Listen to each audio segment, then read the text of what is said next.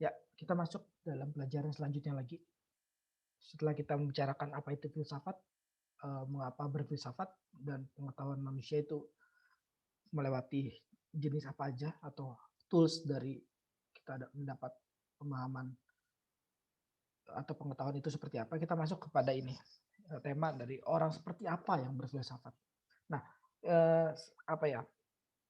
Kita kalau berfilsafat itu semacam apa ya? Udah punya modal atau kita tuh siapa sih sehingga kita pengen berfilsafat atau kita apakah kita bisa berfilsafat gitu dengan modal kita sekarang ini gitu. Nah, me- pertanyaan apa yang pertama dikatakan di sini ya, mereka yang bijaksana atau para dewa. Ini pilihan ya, saudara. Maksudnya sebenarnya kalau dalam kelas saya bisa biasanya kasih pilihan. Anda saudara jawab nomor satu, mereka yang bijaksana atau para dewa. Terus nanti saudara jawab lagi apakah nomor dua, mereka orang bodoh, atau ketiga, mereka yang bukan orang bijak dan tidak bodoh. Nah, ini saudara boleh ambil perenungan ya sebenarnya. Siapa ya yang layak berfilsafat gitu. Nah, kita jawab dari nomor satu ya. Apakah oh, para dewa berfilsafat ya? Orang seperti apa yang berfilsafat? Para dewa. Para dewa nggak butuh filsafat lagi, saudara. Mereka nggak butuh filsafat, mereka udah dewa soalnya. Jadi mereka nggak butuh filsafat. Nah, terus apakah orang bodoh? Nah, orang bodoh ya, kalaupun belajar filsafat nggak akan mengerti karena dia bodoh. Namanya juga orang bodoh. Ya. Kalau dia ngerti ya namanya bukan orang bodoh gitu ya. Nah itu ini ya. Berarti jawabannya ketiga ya. Mereka yang bukan orang bijak dan tidak bodoh. Nah ini tepatlah posisi kita seharusnya di sini ya. Kita tuh nggak bijak ya. Ya tapi ya saudara jangan terlalu bodoh ya. Ya bodoh di sini ya bisa dikaitkan dengan banyak hal ya. Bodoh itu kan bukan satu hal bodoh intelektual saja gitu ya. Itu aduh pemikiran yang bodoh sekali. Kalau ada orang yang memahami bahwa bodoh itu hanya terkait intelektual ya itu bodoh sekali benar gitu. Dia masuk ke dalam bodoh itu. Bodoh itu kan terkait juga sikap kita yang malas belajar gitu misalnya. Nggak ada perjuangan untuk ini yang kemarin saya katakan di ini ya. Saudara bisa tahu ya yang kemarin di ini saya bukan kata saya kata Pitagoras ya. Nggak ada apa perseverance atau nggak ada ketekunan untuk ini ya, nggak ada kesabaran untuk belajar itu juga termasuk bodoh di situ ya. Ingat ya kalau apa ya filsuf gitu bicara misalnya apa kayak eksistensial Socrates itu kan eksistensial bisa artinya cuma diri gitu diri pikiran kita saja gitu kalau kayak Kierkegaard gitu kan ya just eksistensial keputusan diri gitu tapi kan Socrates nggak begitu ya nggak separsial itu ya. Socrates bicara eksistensial bukan hanya keputusan diri atau saya menjadi diri sendiri, bukan seperti Kierkegaard seperti itu ya. Kierkegaard yang salah ya, bacaan Kierkegaard yang mungkin juga parsial gitu. Tapi seluruh diri gitu, seluruh diri diucapkan di sana gitu. Ada pengucapan seluruh diri. Nah ini juga ya bodoh ya ada pengucapan seluruh tindakan bodoh gitu. Tindakan bodoh yang meliputi intelektual juga pastinya lah. Intelektual kan nggak mungkin tidak di ini ya. Intelektual, spiritual, emosional, imajinasi. Ada orang bodoh dari imajinasinya nggak bisa imajinasi lagi gitu. Asumsi gitu. Ada orang yang nggak bisa berasumsi lagi. Gitu. Dia pokoknya taunya benar atau salah, benar atau salah. Dia nggak tahu ranah di tidak tentu benar. Ya, tidak tentu benar kan bisa aja salah dong. Bisa juga benar dong. Ya, mungkin. Ya. Dia nggak masuk di situ. Dia pokoknya cuma taunya hitam putih benar salah. Nah itu juga termasuk orang bodoh gitu. Itu kalau dalam kelas logika ya saya ini black and white fallacy gitu kesalahan berpikir yang hitam putih aja gitu, menyudutkan ya itu kalau kata Hegel kemarin ya, orang-orang yang berpikir abstrak sih, cuma pikir hidup ini hanya cuma satu atau dua pilihan aja gitu, hidup ini saya kalau nggak mati, ya hiduplah pokoknya gitu, antara saya hidup atau mati pokoknya gitu.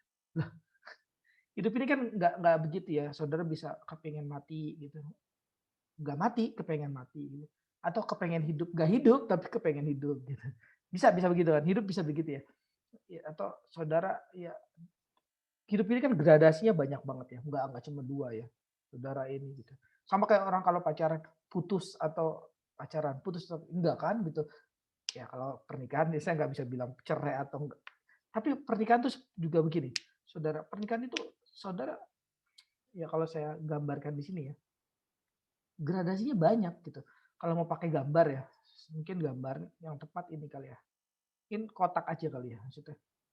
Atau apa titik terpuncak apa biasanya segitiga lah, nggak apa-apa, ada titik terpuncak kan, gitu. Tapi ini kan gradasinya banyak ya Saudara, waktu Saudara menikah misalnya, Saudara menikah cinta di mana sih? Nggak tentu loh orang menikah langsung cintanya di sini, nggak tentu, percaya. Nggak tentu ya, waktu orang pacaran tuh, ya kita suka suka bilang ya, orang pacaran pasti cintanya lebih tinggi daripada orang yang tidak pacaran, orang sudah menikah bahkan 10 tahun. Ya nggak tentu, tergantung Saudara menikah dengan orang seperti apa dan Saudara sendiri orang seperti apa gitu. Kalau Saudara sendiri orang yang terus bertumbuh dalam cinta, dalam kasih gitu, dalam kasih Tuhan, dalam kasih sesama, dalam kasih terhadap diri gitu mungkin, Saudara ya mungkin menikah 10 tahun, Saudara bisa naik di sini gitu. Awalnya di sini, Saudara pacaran mungkin di sini gitu, ya gitu. Yang ya tapi kita merasa udah cinta banget gitu. Kadang-kadang hidup ini kompleks ya, kita udah merasa banyak orang ya merasa pinter banget. Ya iyalah ketika bertemu orang lain, wow gitu. Saya dulu tuh waktu ini ya belajar musik Yamaha ya, belajar belajar belajar gitar gitu ya. Punya teman gereja yang merasa, wah dia hebat banget deh pokoknya. Mereka tuh hebat banget main musik gitu. Ya saya juga ya udahlah karena saya junior kan waktu di gereja ya udah saya lihat wah ya hebat ya.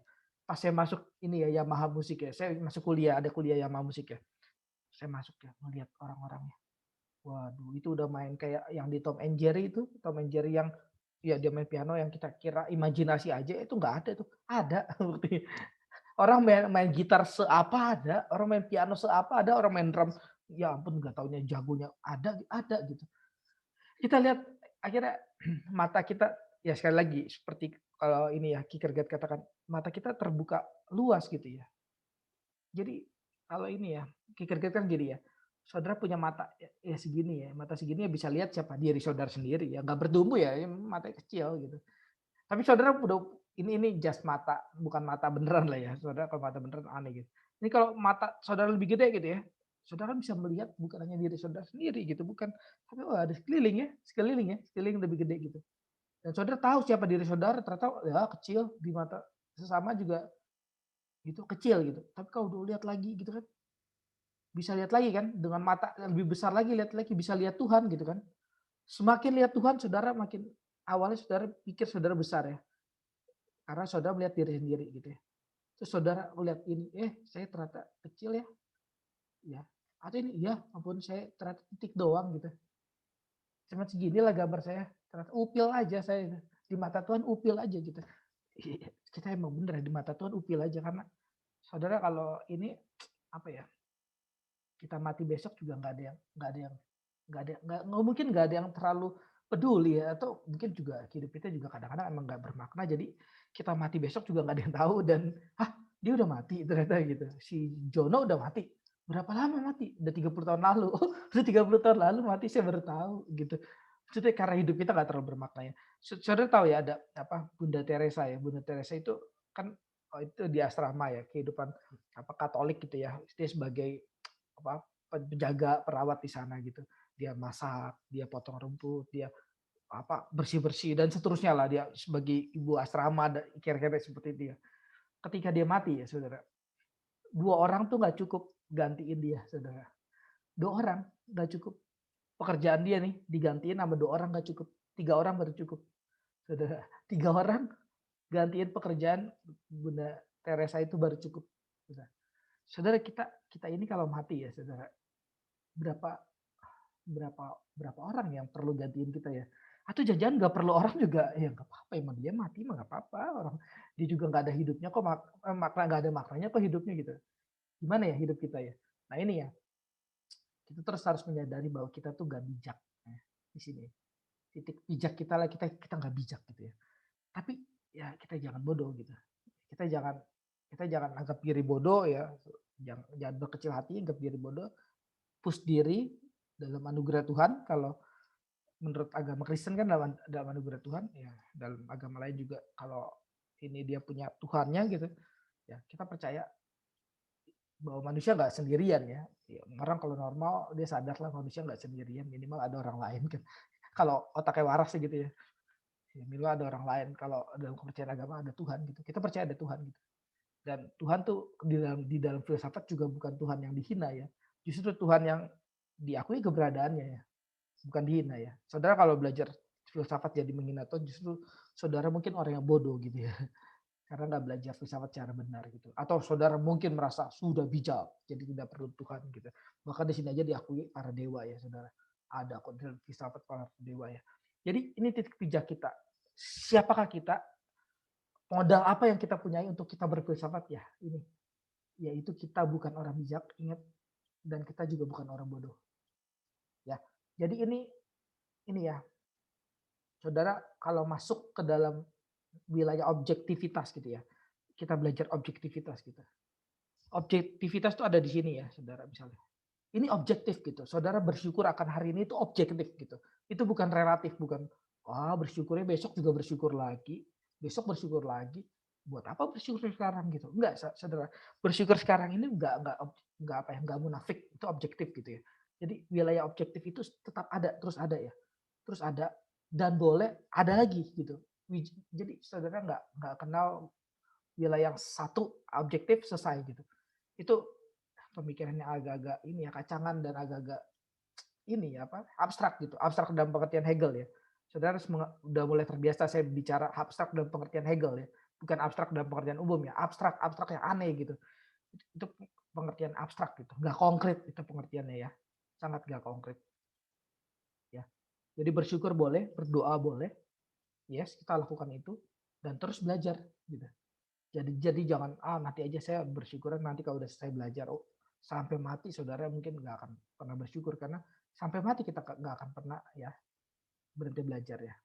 Oke, orang-orang yang berhenti belajar sekarang ya mungkin kalau kata pendeta ya di S5 ya, itu sudah lama membusuk ya sebelum dia dikubur gitu. Itu orang-orang yang sudah lama membusuk mungkin sebelum dia dikubur.